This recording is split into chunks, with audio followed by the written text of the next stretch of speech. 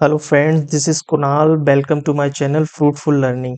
आज हम एक और न्यू स्टोरी को रीड करने जा रहे हैं। आई होप आपको पसंद आएगी। चलिए स्क्रीन पर चलते हैं। जैसा कि आपको स्क्रीन पर दिखाई दे रहा है, स्टोरी का टाइटल है the donkey that did not mind his business. जो गधा है वो अपने काम से काम नहीं रखता था। इस स्टोरी का ये टाइटल है। चलिए इस स्टोरी को रीड करके जानते हैं वो किस काम से मतलब नहीं रखता था। आगे बढ़ते हैं, स्टार्ट करते हैं। A washerman on a donkey and pet dog. इसका मतलब है एक धोबी जो कि डंकी और पालतू कुत्ते का मालिक था। ठीक है, या ऐसा बोल दीजिए कि एक जो धोबी है उसके पास पालतू कुत्ता और गधा था। आगे बढ़ते हैं।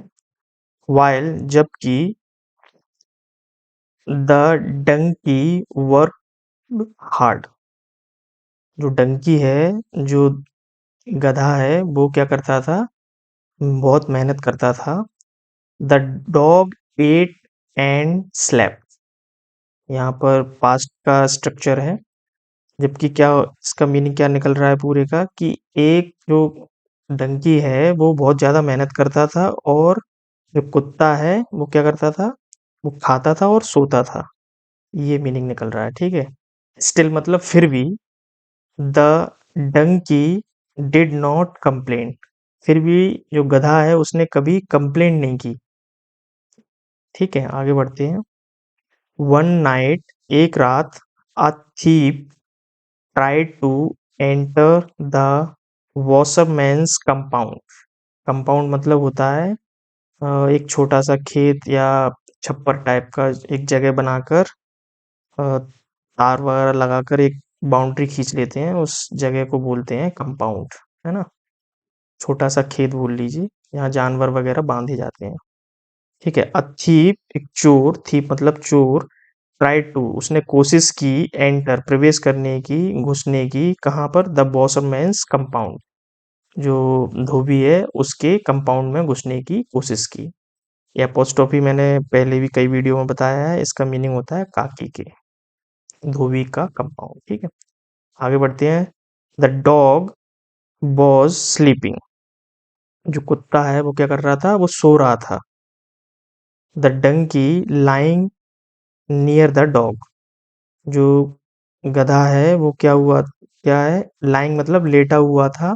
नियर द डॉग, डॉग के कुत्ते के पास में लेटा हुआ था। Warned him about the thief. जो डंकी है वो कुत्ते के पास सोया हुआ था, लेटा हुआ था, और उसने क्या किया? कुत्ते को वॉर्न किया, चेतावनी दी। किसको? कुत्ते को। अबाउट द थीफ, अबाउट मतलब के बारे में, थीप थीप मतलब चोर के बारे में। जो डंकी है, जब वो चोर उसके कंपाउंड में एंटर हुए तो डंकी ने देख लिया कुत्ता जो सो रहा था, उसको उसने क्या किया? बताया चोर के बारे में। ठीक है, आगे बढ़ते हैं। बट लेकिन द डॉग जो कुत्ता है, paid no attention. Pay attention का मतलब होता है ध्यान देना, और यहाँ पर जो ये सेकंड फॉर्म लगी हुई है, पेड नो अटेंशन मतलब ध्यान ना देना। लेकिन क्या? कुत्ते ने कोई ध्यान नहीं दिया। जब गधे ने उसको, कुत्ते को, चोरों के बारे में बताया तो उसने कोई ध्यान नहीं दिया। किसने? कुत्ते ने। The donkey tried over and over again but his plea fell on deaf ears as the dog dog had drifted to sleep again। इसको तोड़ते हैं, ये बड़ा सेंटेंस है।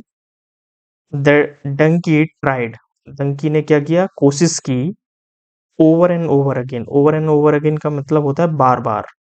बट लेकिन, हिज उसकी प्ली, उसकी जो प्ली मतलब होता है दलील या अपील, उसकी जो अपील थी, fail on deaf ears.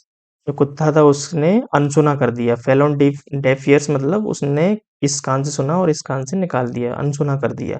As क्योंकि the dog had drifted off to sleep again.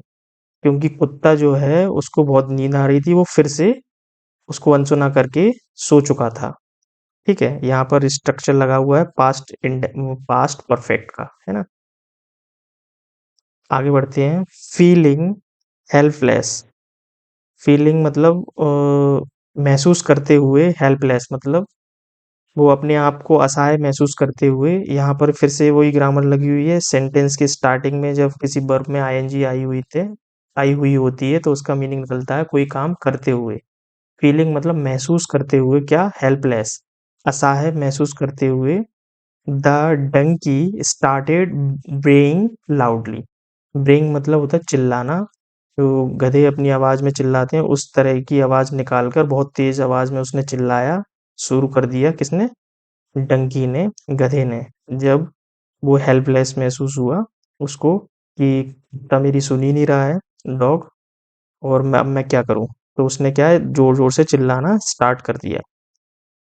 आगे बढ़ते हैं। The thief hid in the buses while the master woke up। hid मतलब ये hide की सेकंड फॉर्म है, hid। ठीक है, इसका मतलब होता है छिपना। यहाँ यहाँ पर मतलब निकलेगा छिपा। buses मतलब होता है झाड़ियाँ। ठीक है। while master मतलब मालिक, और woke up मतलब उठा। क्या मीनिंग निकल रहा है? द थीफ, जब वो चिल्लाया तो थीफ क्या है, उसकी आवाज सुनकर, उसकी चिल्लाने को सुनकर छुप गए। कहाँ पर? बसेस, झाड़ियों में। While the master woke up, जब मास्टर उठा, जागा। आगे बढ़ते हैं। द मास्टर लुक्ड अराउंड, उसने चारों तरफ देखा, मालिक ने, मास्टर ने। कौन है मास्टर? वॉशमैन, धोबी। And found nothing amiss. Amiss मतलब होता है अनुचित, कुछ भी गलत। फाउंड नथिंग मतलब कुछ भी उसको गलत नहीं मिला। किसको? जब मास्टर उठा तो उसने चारों तरफ देखा और उसको कुछ भी गलत नहीं मिला, क्योंकि वो जो चोर थे वो झाड़ियों में छिप गए थे। आगे बढ़ते हैं। ही गॉट एंग्री, तो जो मास्टर है वो, जब उसको कुछ भी नहीं मिला तो वो गुस्सा हो गया। गॉट एंग्री, गुस्सा हो गया। And beat the donkey black and blue, और उसने क्या किया, जो डंकी है वो, उसको, जो गधा है उसको बहुत बुरी तरीके से उसकी पिटाई कर दी। उसको काला नीला कर दिया इस तरीके की कि उसने उसकी पिटाई की। इस कहानी से हमें क्या शिक्षा मिलती है वो हम देख लेते हैं। कहानी हमारी यहीं खत्म हो चुकी है। क्या शिक्षा दे रही है हमारी कहानी? Sometimes it is better to mind your own business than deal with fools. सम इस जितना भी सेंटेंस लिखा हुआ है उसका मीनिंग ये है, कभी कभी, समटाइम्स मतलब कभी कभी, इट इज बेटर ये ज्यादा अच्छा है, तो किसी बेवकूफ को समझाने से या बेवकूफ के गले पड़ने से अच्छा है अपने काम से काम रखो। इस सेंटेंस का इतना मीनिंग निकलता है। कभी कभी हमें अपने काम से काम रखना चाहिए, किसी के साथ ज्यादा लड़ाई झगड़ा या बातचीत नहीं करना चाहिए। ठीक है। आज की कहानी यहीं खत्म होती है। जितने भी हाइलाइट वर्ड हैं वो उनको मैंने कंपाइल कर दिया है मीनिंग के साथ, हमेशा की तरह। आप देख लीजिए और उसका स्क्रीनशॉट ले लीजिए। ये रही। आई होप आपको मेरा आज का पढ़ाना अच्छा लगा होगा। चलिए, see see you in the next video. Till then take care, have a good day, bye bye.